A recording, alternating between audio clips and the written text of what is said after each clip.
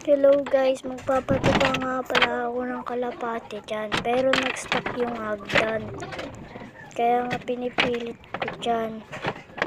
At saka nga dyan, ayun na, naka-akit na ako, napilit ko na. Yan na nga guys, teka lang nga guys, bubuksan ko lang. Ayan na guys, nabuksan ko na, tara akit tayo. Papakingin ko nga pala yung mga ibon ko dyan.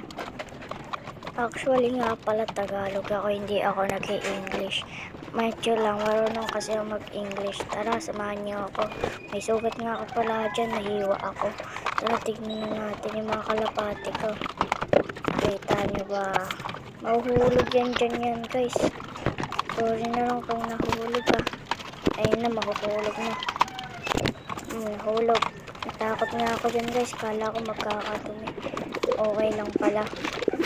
Kasi nga dyan guys, nakita na akong lalagyanan. After nga pala dyan guys, di nyo muna ako makikita kasi nagpapatuka pa ako dyan sa isang malaking kulungan. Mamaya nga guys, makikita nyo na ako. After that nga pala, makikita nyo na ako dyan guys. Yung ibon ko nga pala dyan, sobrang kulit. Nakikita nyo ba? Andyan na nga ako guys. Andyan na nga ako magpapatuka sa kabila. Palingan-lingan ako, baka kasi mahulog. Malilikot kasi yung kalapati ko. Ayun na nga guys, dyan na ako magpapatuka. Lalagyan ko na nga dyan ng tubig.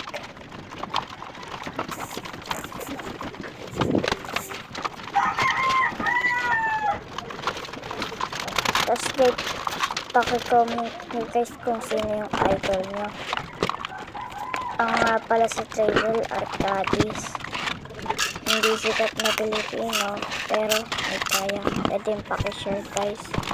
Tignan nyo, mapapatukan na ako dyan. Ayan na po. Lalagyan ko na ng tubig.